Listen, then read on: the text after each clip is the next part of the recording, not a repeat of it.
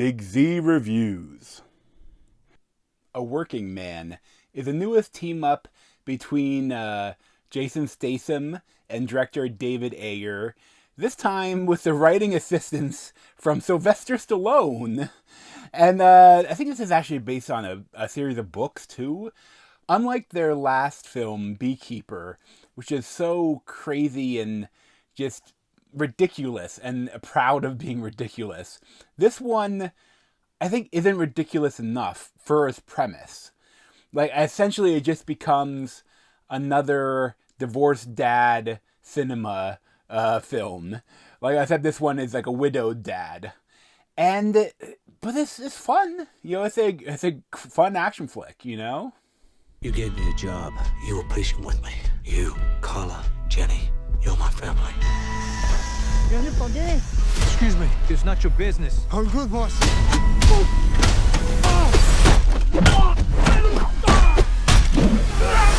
Levin, was that some military shit? Hey, you didn't see anything.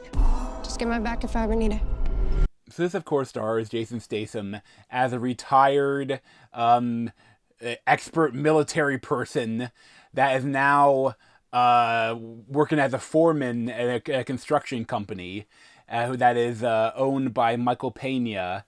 And he has a wife, Naomi Gonzalez, and a daughter, Ariana Rivas. And that the daughter wants to, for her 21st birthday, wants to have a girls' night out. And for some reason goes to the dirtiest club she can find, where she somehow comes under the attention of the son of a Russian mobster family, like side business, that takes pictures of girls at clubs, and if the Russian oligarchs like one, they kidnap them to sell them to them. And it's like, that's kind of like just have a kidnapping like this. So much time throughout the film, it just goes into so many extra shenanigans where it's like this weird, like, I think they're trying to be John Wicky, like where like there's this whole weird Russian mobster family in Chicago, which is like they keep bringing more weird people with it, and it's just like too much. Like I don't need all of it. Like, and the character design choices, like some of the stuff that people wear is just so out there.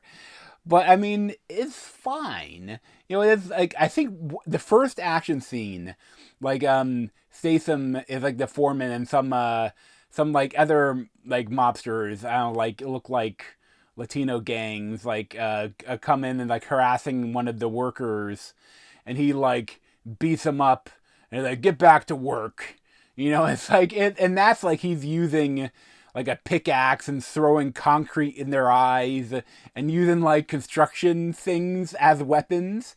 And I feel like I wanted more of that. You know, he's as a working man, like use more like your construction skills. At a certain point, he's like just a soldier guy.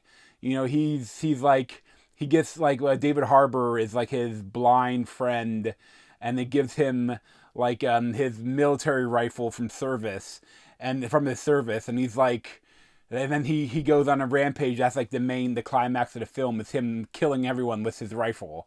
And it's like, that's fine. But like, you know, you could set up some stuff to make it more like do the working man thing. And it's kind of funny too, like he's a retired serviceman, and he is like, I know I said divorced dad cinema, but this one is actually like widowed dad cinema, because like the grandfather of his daughter is trying to steal like full custody from him, and like he's like a doctor. He blames him for the wife killing herself while he was overseas or some bullshit.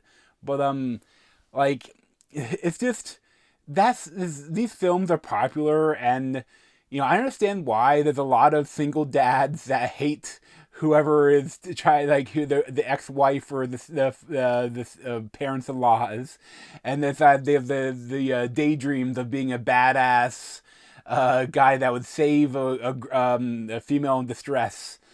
And you know, it's just at a certain point, I find it interesting that like it just goes too long. Like this movie is like 2 hours long, and there's a portion in the middle where like he he at a certain point, like, he goes to this biker bar, and like it says that he's trying to buy drugs from him. He wants to move weight, and he like is this whole long thing where he's like he has to fight the other people, all the bikers at the bar to say, okay, this guy's not bad. Maybe I'll sell him my drugs.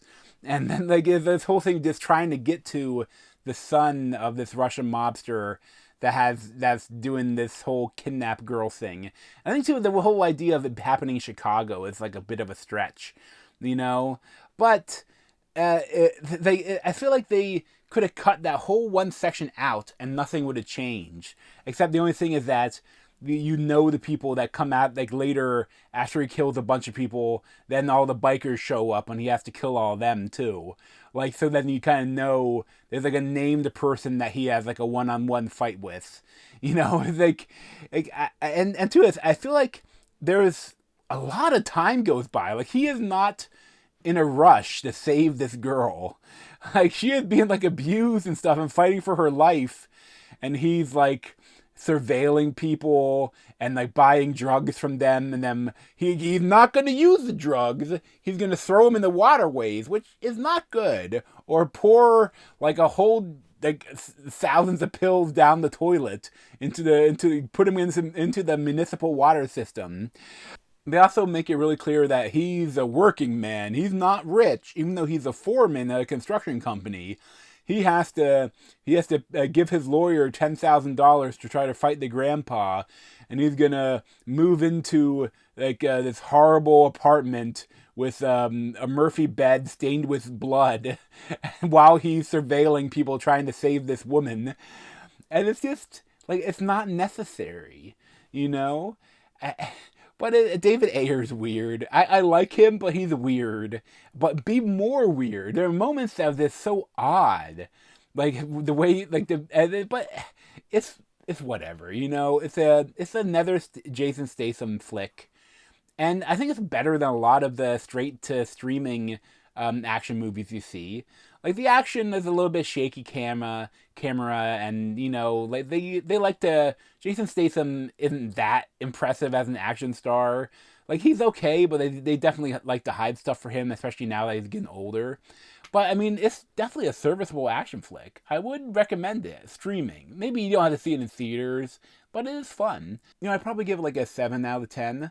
But thanks for watching. If you want to see more of me, you can subscribe down below. Thanks.